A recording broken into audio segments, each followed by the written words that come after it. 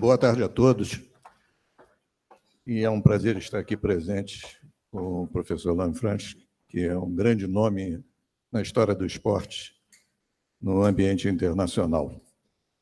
Estou honrado também de receber o convite dessa instituição, que é a FGV, num dos seus cursos mais brilhantes, para conversarmos aqui sobre esporte, depois das grandes mensagens que nós tivemos essa tarde. Acho que vale a pena nós darmos toques científicos e históricos, de maneira que nós possamos avaliar nossas possibilidades. Eu estou sem o controle. O controle. Vocês estão vendo aqui o título do programa, mas embaixo tem um contrabando. Muito obrigado. Tá bom. Para a direita é que passa, né? É isso. É que, na verdade, nós estamos aproveitando esse momento para lançar um livro. Não podia deixar de ser. Existe uma razão, é que o saber está sendo modificado dia a dia. Há uma aceleração muito grande das informações e as áreas de conhecimento estão procurando se adaptar a essas novas condições. Então, a história não é diferente. E nós temos, então, uma visão teórica e outra visão prática de trabalhos aqui no Brasil e do Brasil para o exterior, que nos leva a um posicionamento rápido e desse livro que está sendo elaborado, que será lançado nos Jogos da Juventude, Jogos Olímpicos da Juventude, em Buenos Aires, pela professora Ana Miragaia, que está sentada ali na frente, no dia 2 de outubro desse ano. Vocês vão ver um aperitivo dessa publicação dentro das perspectivas estabelecidas por esse encontro. Muito bem. Eu vou iniciar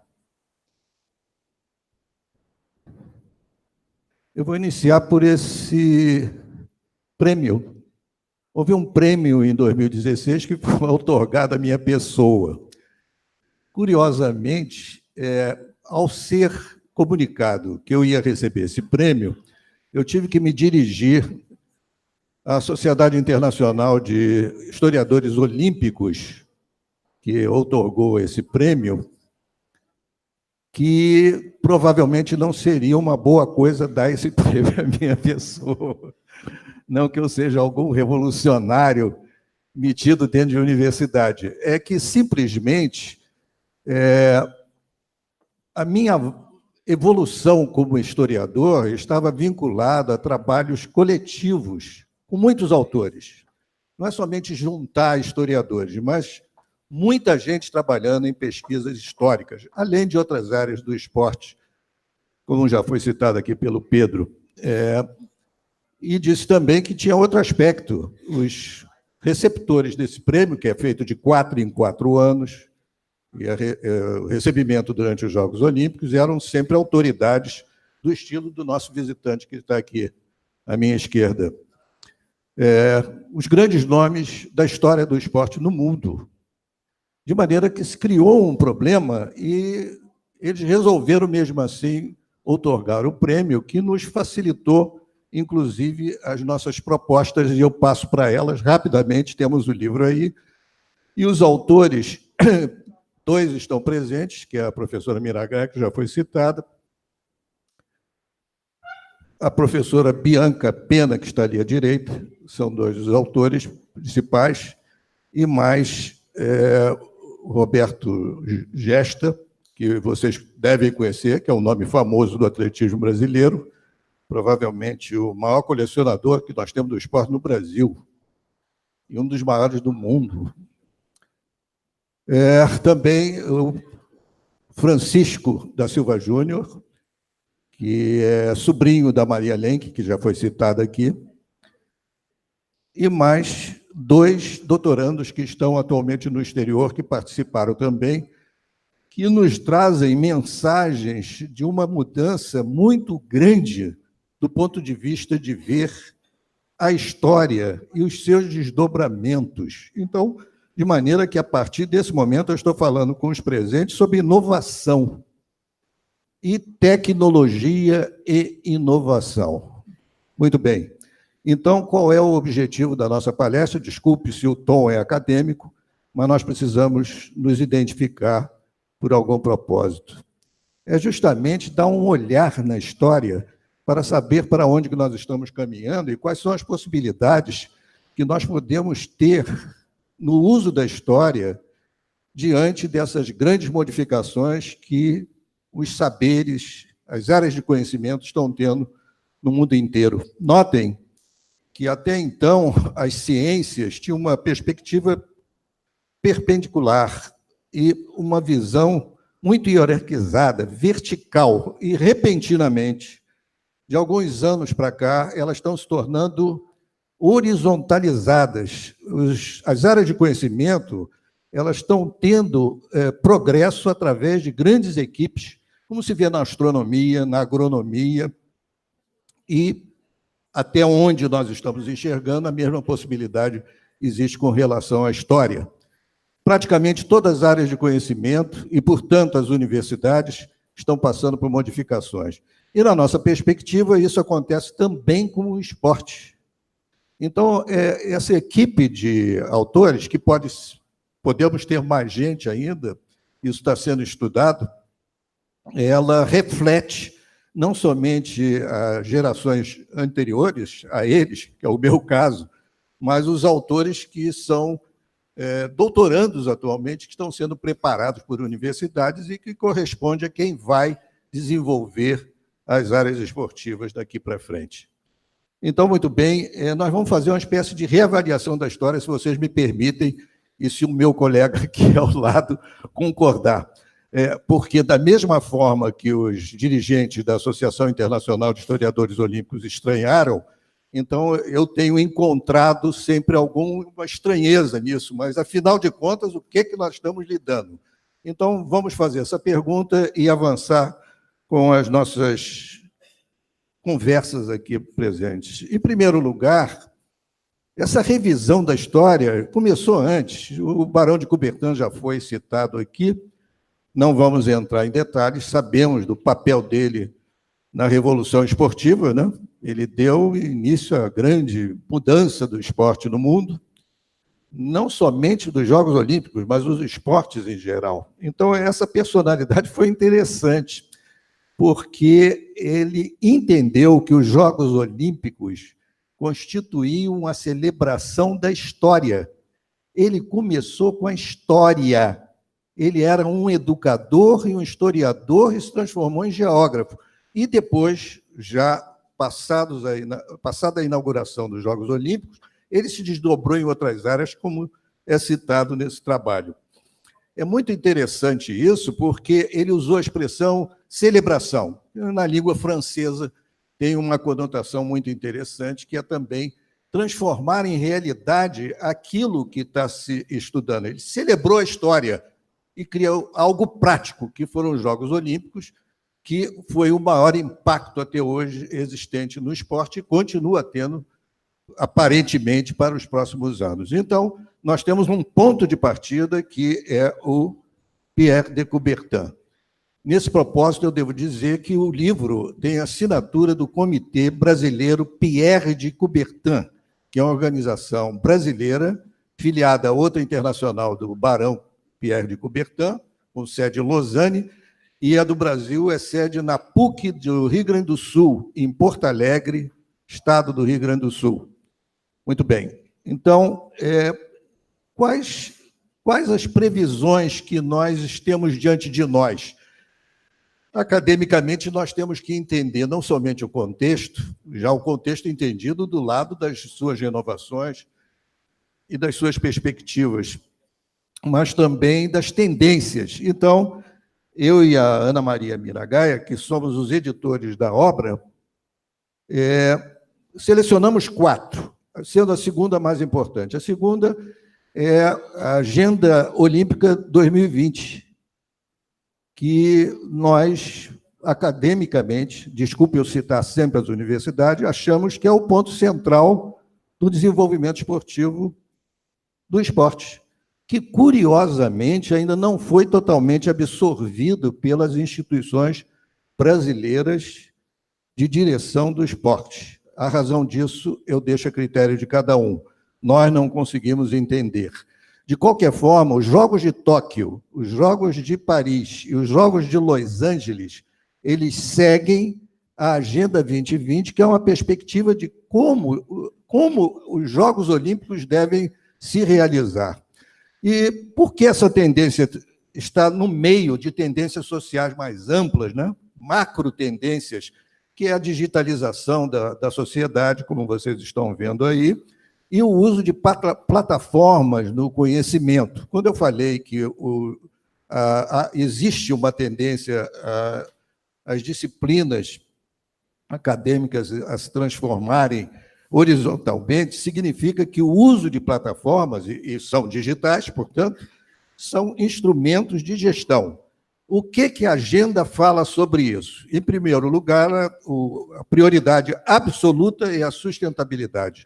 Já houve uma primeira avaliação da agenda que está circulando na internet, vai ter uma transmissão vinda de Los Angeles a respeito dessa primeira avaliação, e todos convergiram para a sustentabilidade. E para os Jogos Olímpicos é muito importante, e para os Jogos, e para não somente para os Jogos, mas a própria atividade desportiva de uma maneira geral. A agenda tem outra visões sociais que, de certa forma, nós que estamos reunidos aqui já estamos vivendo essa situação. Como nós vimos aí nos palestrantes que nos antecederam, a agenda prioriza a igualdade entre sexos, ela valoriza o feminino, o aspecto feminino, a participação feminina, que é sempre um pouco atrasada com relação à gestão do esporte. A Agenda 2020 prevê isso. Ela também valoriza e estabelece como referência os valores, e nós ficamos muito satisfeitos em ver que o COB, na sua nova administração, está voltada para os valores olímpicos. Ela valoriza também a juventude, dá prioridade à juventude. Os Jogos Olímpicos de Tóquio, já outras experiências houve nesse sentido de valorização da juventude, novos esportes mais adequados, mais de preferência da juventude. E essa tendência deve crescer. Então, o esporte está mudando de cara, de perspectiva. Isso são tendências que nós selecionamos ali, junto à crescente digitalização da sociedade. Já se fala em sociedade 4.0 e outras circunstâncias. Mas não há dúvida que essa tendência é universal e estamos todos envolvidos, pobres e ricos, não há como escapulir disso. Já se discute os benefícios e os vícios e as magnitudes disso, como nós vimos agora em fake news, etc., etc. De fato, a tecnologia ela é pouco conhecida com relação ao seu impacto social, porque ela é praticamente autônoma no seu desenvolvimento. Ela é uma atividade diferente das ciências, e nós vamos ver agora como isso tem sido contornado e como tem sido administrado.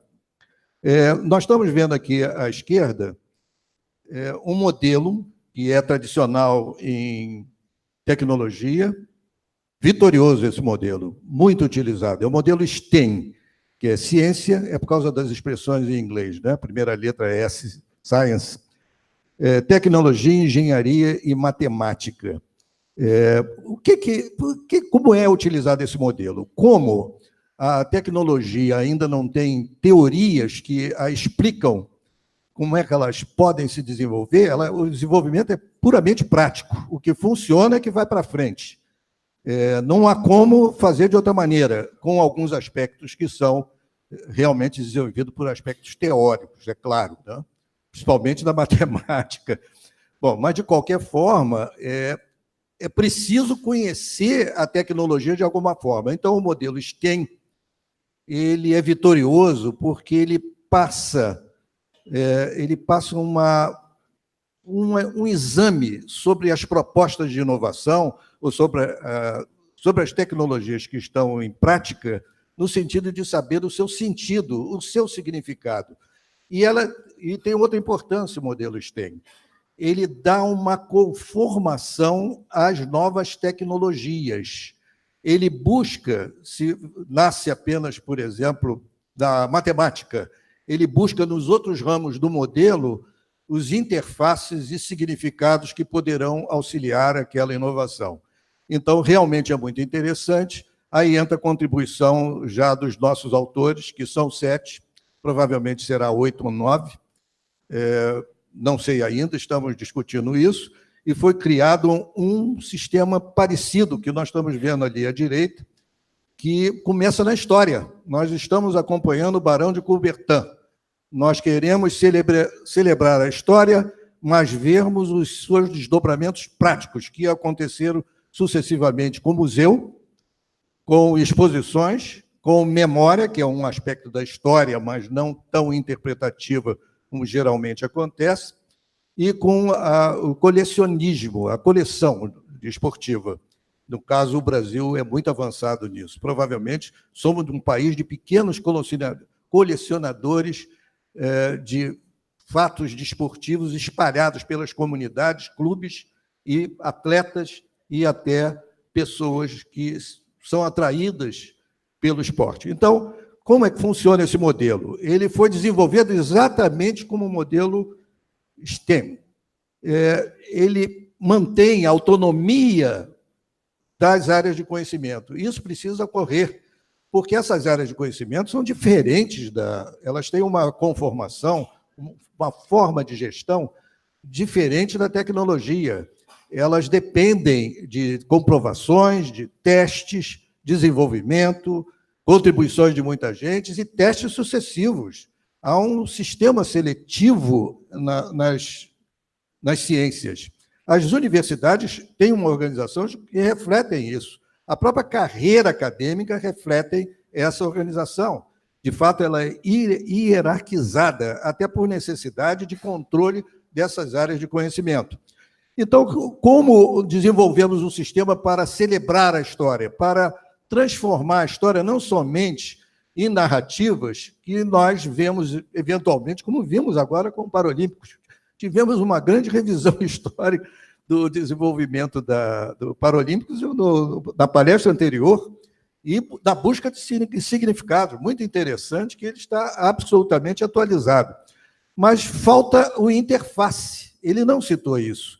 Se ele visse o modelo, se ele conhecesse o modelo e tivesse o de Paralímpicos, até eu estava imaginando que é uma boa oportunidade para criar, e já pensei que é possível ter esse modelo paralímpico, que já daria condições teóricas iniciais para que o Paralímpico tivesse maior desenvolvimento, maior validação, e não somente uma prática que se baseia em resultados. É preciso evoluir. Muito bem. Então, voltando aqui à nossa palestra, e não ao que pode ocorrer. Essas áreas de conhecimento, para o livro, para o que nós estamos entendendo, têm um desenvolvimento próprio, são autônomos. O que nos interessa são as interfaces dela e o que uma área de conhecimento pode ligar à outra e facilitar o seu desenvolvimento. Então, a partir de agora, nós vamos ver a prática. Vamos partir para a prática, porque somente fazer a teoria não é tudo. É um exercício interessante, já tem 3 desdobramentos desse modelo que entrarão no livro, que abrange a educação física e o esporte de uma maneira geral, que deverão ser relançados num novo encontro que ocorrerá no Cefam no dia 5 do mês vindouro. Quer dizer, os pré-lançamentos acompanham o desenvolvimento do livro, e também o livro será lançado no mesmo local. Então, vamos ver como é que se faz a prática. Desculpe, acho que houve aqui alguma coisa errada. Muito bem. Para a prática, aí nós entramos no contexto do que está acontecendo no Brasil. Seria totalmente irreal falar sobre todos esses desenvolvimentos, que é bonitinho ficar dentro da universidade criando projeto, ou conhecimento, ou viajando para o exterior. Tudo bem, isso faz parte do jogo. Mas se não tivermos a realidade do país, fica até ridículo. Nós estamos tratando de quê? Para onde nós estamos indo? Então, nós temos aqui 3 critérios que foram adotados para acompanhar as práticas de quem está desenvolvendo. Experiência, tem que experimentar, tem que testar. Se não houver esse teste, não é válido. Isso a tecnologia já faz muito bem. Então, começamos por aí. É um trabalho em progresso, porque esse desenvolvimento é desdobrado, ele vai melhorando passo a passo. Muito bem, nós temos a construção do futuro. Sem construção do futuro, essa perspectiva está falsa. Nós estamos trabalhando para quê? Nós teremos vários palestrantes aqui. Se nós não tivermos essa construção mais adiante, fica apenas uma demonstração de alguém que está fazendo alguma coisa. Isso é um pouco cansativo no Brasil da atualidade. Soa, às vezes, como uma coisa meio ridícula. O que nós queremos são resultados pragmáticos que nos conduzam à solução. Então, nós vemos ali, além da construção do futuro, a convivência com a crise. A crise bate na porta. É muito bonito fazer essas experiências, como nós fazemos. A ciência toda do Brasil está nessas circunstâncias hoje. Alguns aspectos estão, inclusive, quebrados em falência, mas outros estão sobrevivendo porque lutam, porque existe a oportunidade atrás da crise. Isso não é novidade para o local que nós, da Fundação Getúlio Vargas, nem os gestores que estão aqui presentes. Nós todos sabemos que existe sempre essa oportunidade e devemos utilizá-la. O bom gestor utiliza da crise para aprender e para criar seus novos projetos. Isso posto, vamos às práticas de todos esses autores. Eles, sim, são os grandes focos desse livro. Vamos tentando acompanhar com a teoria o progresso dos aspectos práticos. Muito bem. Então, inicialmente, começamos com o Museu Nacional do Esporte. É uma tentativa de nós termos alguma coisa que guarde a memória do Brasil, memória esportiva do Brasil. E ele está assentado dentro do modelo Schamen, que são aqueles pontos que nós falamos. Ele persegue interfaces, como isso pode ser organizado. A visão é de tecnologia e foi abrigado recentemente, o projeto foi abrigado recentemente pela UERJ, que criou uma área de startups do esporte voltados para o museu. Eu chamo a atenção de vocês que já estamos falando em boas oportunidades. No meio da bagunça que o Brasil é hoje, desculpe a expressão, mas me parece a mais adequada e mais realista, no meio da crise e a grande confusão que o país está envolvido, as fintechs são uma esperança. Nós temos mais de 100 fintechs no Brasil prestes a assumir grandes parcelas das finanças do país. Todas começaram por startups e todas estão se desenvolvendo muito bem, porque os próprios bancos estão se rendendo às startups. Não vou me alongar, todo mundo já sabe o benefício das startups, o custo é baixo, é gente nova, são inovadores, não estão presos a preconceitos, eles criam novas situações e, se fracassa, morre. É uma coisa diferente do que nós estamos acostumados no Brasil, de acomodação com resultados corrompidos, que geralmente vêm do lado do governo. Lamento informar, mas isso acontece no país, também não preciso me alongar, e cada um tem a sua opinião. E não é só verdade no Brasil, é uma verdade, de certa forma, internacional. Mas as startups, ela é uma espécie de antídoto contra essa doença. E tem mais, envolve o aspecto de formação. A PUC aqui do Rio de Janeiro é brilhante nessa situação, que tem startups para várias áreas de tecnologia e de áreas de conhecimento. A outra área de grande sucesso são as health techs, da área de saúde. Essas pretendem dominar o mercado. Então, estou citando 2 áreas e eu teria a audácia de falar que há um espaço para Sport Tech. Existe esse espaço. E é possível acontecer. Muita gente que está aqui presente poderá até tentar. Então, no nosso caso, nós temos o exemplo da UERJ, que está indo muito bem até agora, da responsabilidade da Bianca Gama Pena, que está ali à direita, que poderia estar aqui presente falando muito melhor, 20 minutos? Está falando muito melhor do que eu sobre esse assunto, então, correndo mais sobre o assunto, já criou uma circunstância não somente de startups, mas de vínculo com os esportes, os esportes eletrônicos. Há uma perspectiva e uma discussão se esporte eletrônico é esporte. Muito bem, temos que dar uma chance para o desenvolvimento teórico dessa situação. Temos um grupo estudando na UERJ essa situação e existem outras no Brasil espalhadas que estão fazendo a mesma coisa. Por hora, enquanto não se chega a uma conclusão, isso é uma oportunidade. Tem 11 milhões de praticantes de esporte no Brasil e o movimento é R$1,5 bilhão. Somos o 13º país do mundo em movimento financeiro com relação aos jogos eletrônicos. O próprio Comitê Olímpico Internacional sabe disso e também está estudando. Se eles estudam, nós podemos estudar também. Então, muito bem. Então, já houve uma fusão de interesses entre o museu e os jogos eletrônicos, que no caso é o Hackathon, que teve um sucesso muito bom e que o livro publica na íntegra os resultados desse empreendimento. Aqui nós vimos, rapidamente, como é que funciona o E-Museu através do modelo Schamen. Ele busca narrativas para a produção do que está fazendo. Ele é um museu, ele precisa da narrativa. Então, ele, pelas interfaces que o modelo Schamen ele oferece, ele se vincula à história, à memória, e ele procura trabalhar através de outros modelos, no caso a Hélice Tríplice, que é muito conhecida entre os gestores, que é a união da universidade com o governo e a iniciativa privada, patrocinadores. E o Hub científico, que é uma maneira de plataforma, Virtual Hub, é a expressão usada pela Agenda Olímpica 2020, que é a escolha também da professora Bianca Pena Gama. Então, nós temos aqui o segundo exemplo, tenho que correr um pouco por causa do horário, é do Roberto Gesta de Mello. Ele já existia antes desse movimento.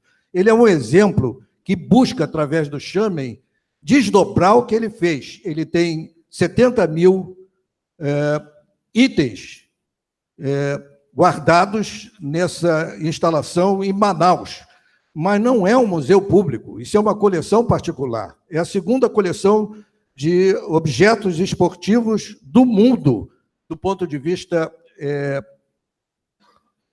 olímpico. Ele começou através dessa coleção, mas ele foi se desdobrando através do modelo Schamen, com a percepção dele. Ele não foi influenciado. Nós é que interpretamos ele através do nosso modelo. E depois é que chamamos a atenção dele, e vendo os pontos que ele podia investir, inclusive no E-Museu, uma associação que falta, o Schamen já chamou a atenção. Aqui ele começa com a história, no estrito senso que nós conhecemos, com livros de história. A coleção dele é uma base para livros de história produzidos no Brasil e no exterior. O Roberto Gesta é muito ligado ao exterior, que, por acaso, é o mesmo caso da Bianca Gama Pena, que vem da Universidade Tecnológica de Munique. E agora deverá ir também para os... marketing, pode ser? Está embarcando para os Estados Unidos para fazer mesmo tipo de relação. Essas coisas funcionam através da relação com o exterior, que está sempre aberto a trocas. Está sempre aberto a trocas, na condição de nós sabermos fazer os nossos projetos da melhor maneira possível e com sustentação teórica e garantias do que está se fazendo. Então, o Roberto Gesta também, ele descobriu, não pelo Schamen, mas pela percepção dele, o valor da exposição. Então, o colecionismo, que é uma área de conhecimento, ela se desdobrou em história, sim, e depois se desdobrou em exposições, como ele tem feito, internacionais, e fez aqui em 2016 com a Caixa Econômica durante os Jogos Olímpicos. Muito bem, esse aí é outro exemplo de Virtual Hub, que é o Atlas do Esporte no Brasil.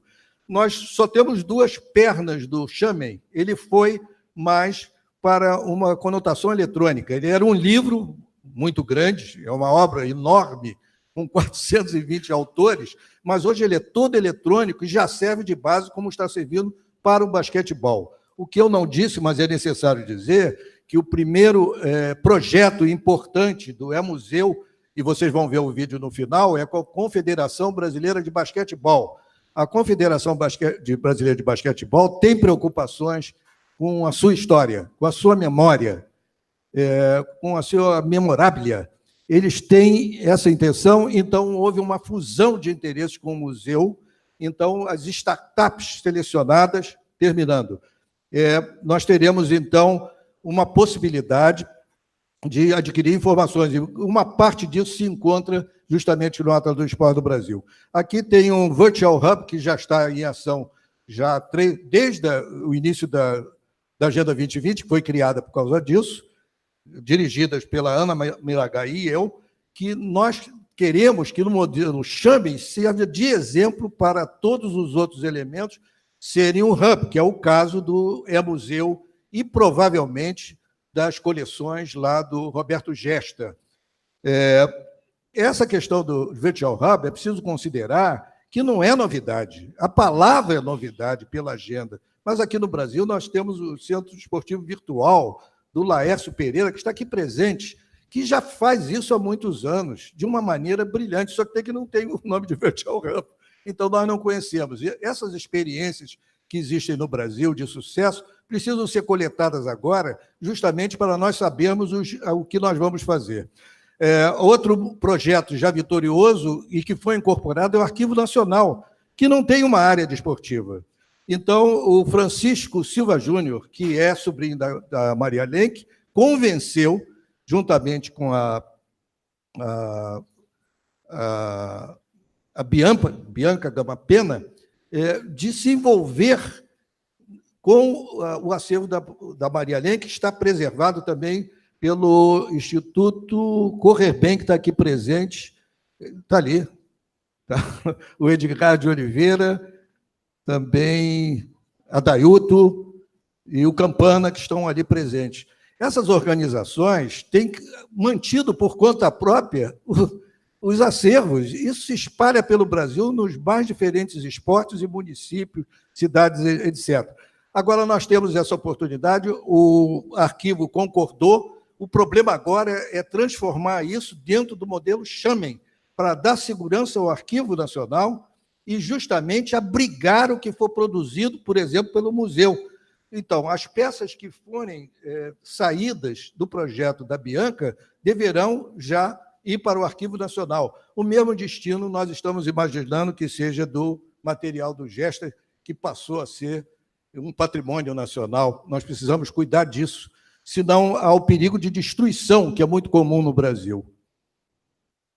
Nós temos um aspecto futuro, que infelizmente eu não posso me alongar, ele ainda está dentro das universidades. Há uma tendência, nós não colocamos no modelo Xamem, porque hesitamos, mas provavelmente o modelo Xamem é um modelo que deve incorporar o patrimônio. É uma tendência nos Estados Unidos, já tem um doutorado de uma universidade, e nós temos o primeiro brasileiro, que é de Santa Catarina, que é advogado, que já está fazendo doutorado lá e já vai trazer essas novidades, que também não é tão novidade assim no Brasil, que há várias situações legais de criar patrimônio esportivo do ponto de vista legal. As consequências disso são ótimas.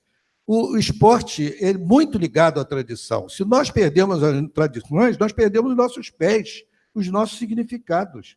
Nós podemos ser inovadores, mas sem tradição não tem atleta. O atleta, ele incorpora essa tradição. Então, nós temos que cuidar disso. E o aspecto patrimonial é importante.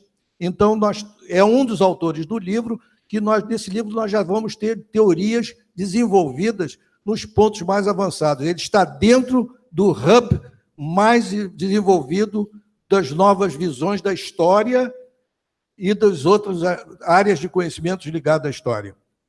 O outro aspecto não é do esporte, é do turismo, e nós incorporamos essas áreas.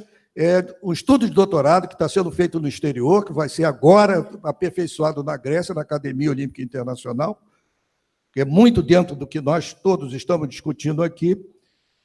Esse autor é o Rodrigo Tadini, ele está fazendo uma tese sobre Niterói.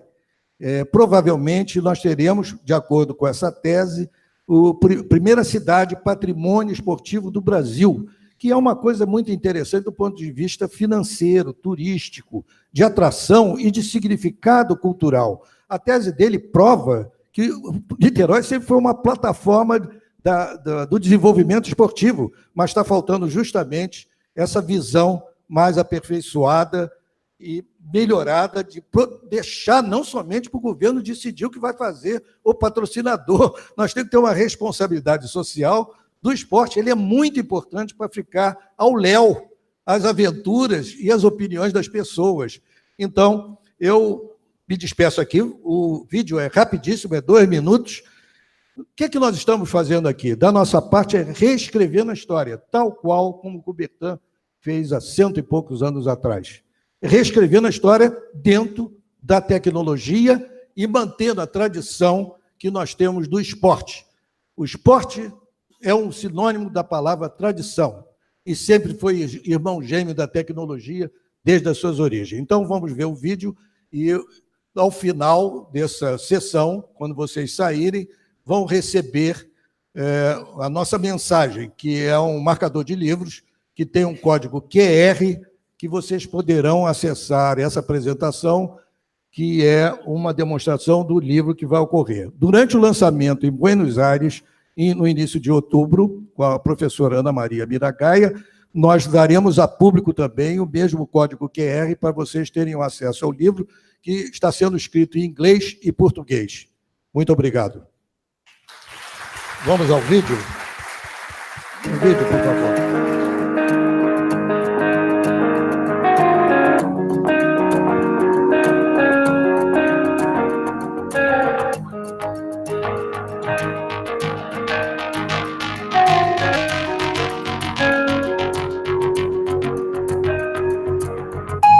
A UERJ, junto com uma startup, está desenvolvendo o projeto E-Museu Nacional do Esporte, que é uma iniciativa de contemplar numa plataforma virtual e depois física o acervo dos heróis nacionais do esporte através de colecionadores já existentes. Essa é uma iniciativa de uma startup que foi incubada na UERJ. A única maneira de a gente conseguir disponibilizar isso para o grande público, para os amantes do basquete, vai ser através do museu virtual. Vamos abraçar essa ideia, vamos fazer o museu virtual, o protótipo do museu virtual do esporte, sendo material do basquete. Aqui eles estão fazendo melhorias, estão conhecendo o protótipo que a gente já tem, que a UERJ já preparou, e em cima desse protótipo do E-Museu, do museu que é hoje com material do basquete, eles vão propor melhorias.